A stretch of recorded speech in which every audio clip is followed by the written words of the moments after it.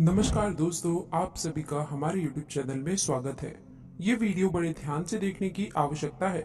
आज मैं आपको बेलपत्री के कुछ खास उपायों के बारे में बताने जा रही हूँ।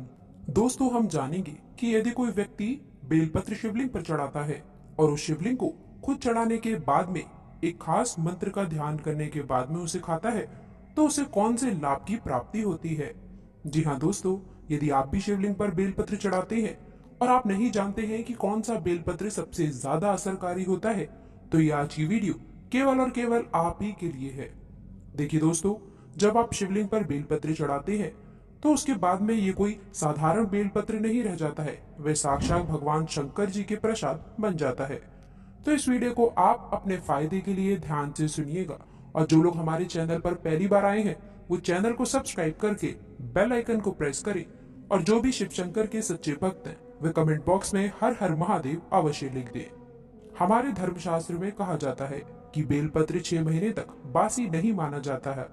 इसके एक बार प्रयोग करने के बाद में, अर्थात इसे एक बार शिवलिंग पर प्रयोग करने के बाद में शिवलिंग पर चढ़ाने के बाद धो करके पुनः चढ़ाया जा सकता है 6 महीने तक।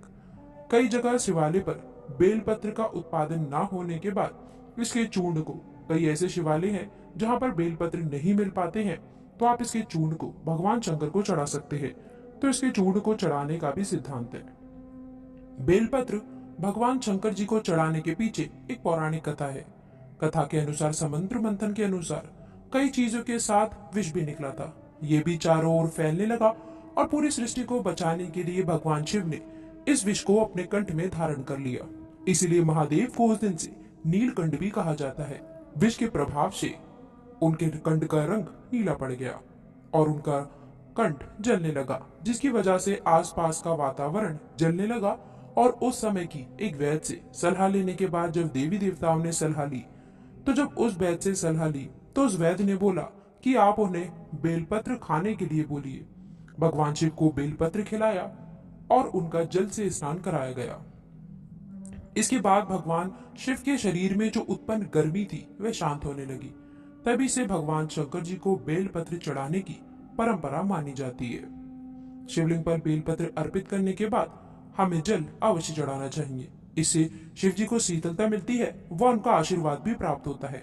हमेशा ध्यान रखें कि 3 पत्ती वाला ही आपको जो है बेलपत्र चढ़ाना चाहिए। जिस प्रकार से बेलपत्र की पत्ती चिकनी हो उसी तरफ से ही शिवलिंग पर आपको चढ़ाना चाहिए। इस बात का विशेष ध्यान रखें, और कटे पटे बेलपत्र कभी शिव जी को नहीं चढ़ाना चाहिए। इसके पीछे भी एक कथा है, क्योंकि जब भगवान ने शंकर जी ने जब गणेश जी का शीश खंडन किया था, तभी से शिव शंकर जी ने संकल्प लिया कि वे कभी भी कोई भी खंडित चीज नहीं चढ़ाई जाएगी। तब से भगवान शंकर जी को कभी भी कोई भी खंडित वस्तु हो, पदार्थ हो, खंडित बेलपत्र हो, ये सब नहीं चढ़ाया जाता। शिवलिंग पर यदि प्रतिदिन बेलपत्र चढ़ाया जाता है तो सभी प्रकार की समस्याएं दूर होती हैं। भगवान शंकर जी के भक्तों को कभी पैसों की समस्या नहीं रहती है, और बेलपत्र को तिजोरी में भी रखने से बरकत आती है।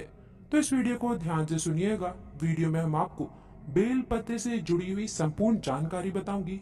दोस्तों, आज की जो वीडियो जानकारी बता रहे हैं, ये दोस्तों जानकारी आपको शायद लाखों रुपए खर्च करके भी फिर भी कोई नहीं बताएगा। आप YouTube में छानबीन कर लीजिए, कितनी भी आप वीडियो देख लीजिए, लेकिन सही बेलपत्र की जानकारी आज आपको इस वीडियो में मिलने वाली है। इसलिए आपसे हाथ जोड़कर निवेदन करती हूँ कि कहना चाहूंगी कि कम से कम आज जो है आप अपने 5 से 10 मिनट का बहुमूल्य समय अवश्य निकालें। इस प्रकार की जानकारी अमूल्य है, बाद में चल करके दोस्तों ये हमारे लिए भी फायदेमंद साबित होती है। और कुछ बेलपत्र खाने के, चढ़ाने के भी फायदे बताने वाले हैं, ये आपको शायद कोई भी नहीं बताएगा। लेकिन सबसे पहले महत्वपूर्ण जानकारी, जिस थंबनेल को देखने के बाद में आप वीडियो पर पहुंचे हैं, तो सबसे पहले वह कारण जान लेते हैं कि शिवलिंग पर चढ़ा हुआ यदि बेलपत्र खा लिया जाए तो उसका आखिरकार हमारे शरीर पर क्या प्रभाव पड़ेगा।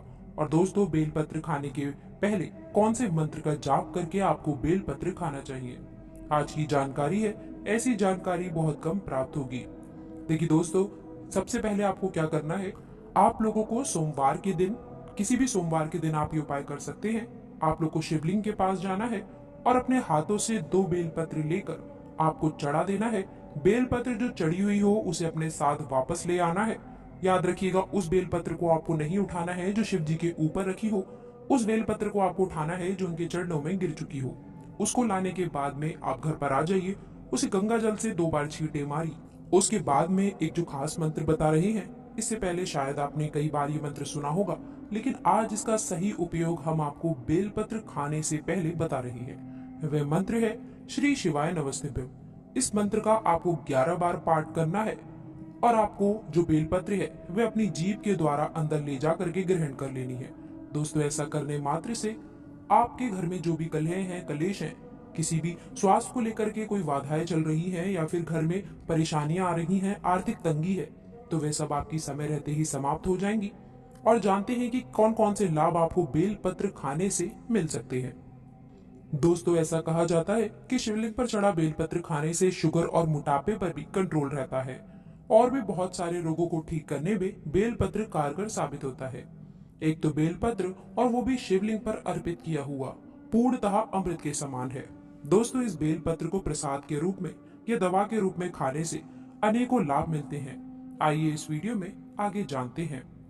दोस्तों, बताएं कि शिवलिंग पर अर्पित किया हुआ बेलपत्र खाते हैं तो शुगर समझ लो खत्म ही। दूसरा लाभ, बेलपत्र भगवान शिव का प्रिय पत्र है।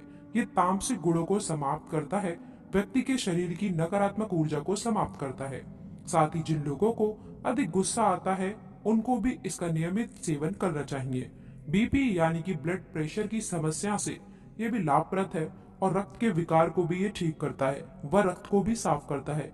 सबसे बड़ी बात है, ये आपके लिए फ्री की दवा है। तीसरी बात, ये भाग्य को बलवान करता है। यदि दोस्तों कोई कर्ज मुक्ति चाहता है तो वो शिवलिंग पर बेलपत्र चढ़ाए और उसका यदि सेवन करता है तो उसका भाग्य बलवान हो जाता है। ऐसे व्यक्ति का खराब समय भी धीरे धीरे करके अच्छे समय में बदल जाता है। आपको विश्वास नहीं है तो दोस्तों आप इस उपाय को स्वयं करके देखें, नए नए अवसर प्राप्त होंगे। कम शब्दों में यदि मैं कहूँ तो दोस्तों आप लोग का दुर्भाग्य भी सौभाग्य में बदल जाता है। और दोस्तों, कोई भी आपकी इच्छा हो वह इच्छा पूर्ण हो जाती है, मन भक्ति में लगता है और हमेशा शांत ही रहता है। जैसे भगवान शंकर जी का चाहते हैं कि उनकी भक्ति में लगे और शांत रहे, तो शिवलिंग पर चढ़ा बेलपत्र खाने से मन भक्ति में लगता है, हमेशा शांत रहता है। मन में जो चिड़चिड़ापन, छोटी छोटी बातों पे गुस्सा आ जाता है, चिड़चिड़ापन रहता है, वह दूर हो जाता है। इसके बाद दोस्तों इसका सेवन करने से संसारिक भोग समाप्त होने लग जाते हैं। आपके जो संसारिक भोग है, किसी भी प्रकार के जो संसारिक भोग है, वह भी समाप्त हो जाते हैं। मन में किसी की भी कामना नहीं रहती है। जो बात नहीं बताई जाती दोस्तों, वो भी हम आपको इस वीडियो में बता रहे हैं।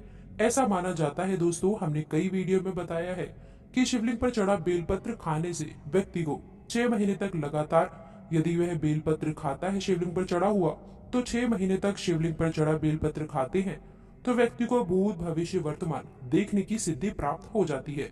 देखने की सिद्धि आ जाती है स्वतः ही, आप माने या ना माने। लेकिन शिवलिंग पर चढ़ा बेलपत्र दोस्तों, हमारे एक संत महात्मा मित्र जो हैं, उन्होंने बताया था कि वे उन्होंने भी खाया था, उनको दोस्तों भूत वर्तमान देखने की भी शक्ति आ जाती है। लेकिन आप अपने देख सकते हैं, लेकिन इसका प्रयोग किसी के लिए आप लोग को आहत करने के लिए नहीं करना है। दूसरी चीज दोस्तों, हम आपको एक और खास विधि बताते हैं। इसके बाद बड़ी से बड़ी साधना कर सकते हैं। यदि बेलपत्र खाते हैं तो बड़ी से बड़ी साधना भी आपके लिए छोटी हो जाती है। दोस्तों बिल्कुल ही साधना करना है, इसमें दोस्तों दोष नहीं लगते हैं, मंत्र जल्दी सिद्ध होते हैं। शिवलिंग पर चढ़ा बेलपत्र नित्य खाते हैं तो जो भी मंत्र भगवान शंकर ने इस कलयुग में जो दुष्ट लोग हैं उनका भी नाश हो जाता है। दोस्तों ऐसे मंत्र भी सिद्ध हो जाते हैं। दोस्तों यदि किसी भी जगह पर कोई भी व्यक्ति बेलपत्र खाए तो व्यक्ति का दुर्भाग्य गुण होकर के सौभाग्य में बदल जाते हैं। यहाँ तक कि यदि आपके 9 ग्रहों की पीड़ा है, आपके साथ में अगर ऐसे लोग हैं जिन्हें शनि है, राहु है, केतु है, इस प्रकार के 9 नीच ग्रह कहे गए हैं, उसमें हमेशा पीड़ित रहते हैं, तो आप ये 9 ग्रह की पीड़ा से परेशान है, कोई मार्ग नहीं सूझ रहा है, आपने सारा पैसा खर्च कर दिया है, यज्ञ हवन करवाते हैं, तब भी दोस्तों आपके जो 9 ग्रह हैं वे समाप्त नहीं होते हैं। केवल आप लोगों को शिवलिंग पर चढ़ा हुआ बेलपत्र नित्य आपको 5 खाना शुरू कर देना है। ज्यादा मत खाइए, आपको ज्यादा दिनों तक नहीं खाना है, केवल आप 1 महीने तक खाकर देखें। आप जिस टाइम खाएंगे उसी टाइम से आपको लगेगा कि पीड़ा समाप्त होने लगी है और दोस्तों आपके जीवन में भी नई उपलब्धियां आपको प्राप्त होंगी। इसके बाद ये दैविक पीड़ाओं को भी दूर करता है।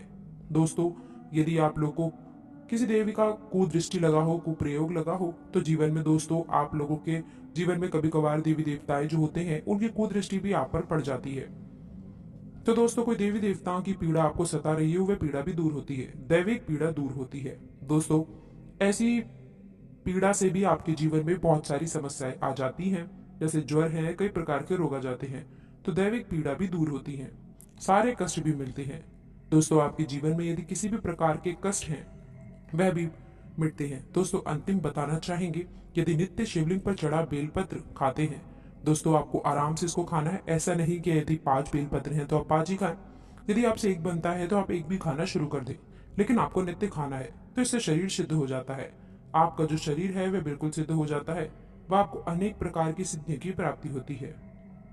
आपके शरीर में पुण्य इतना ज्यादा बढ़ जाता है कि आप जो शब्द बोलते हैं वे शब्द लगने लगता है, शरीर में वाद सिद्धियां आ जाती हैं। तो आपने देखा कि शिवलिंग पर चढ़ा बेलपत्र खाना कितना चमत्कारी है।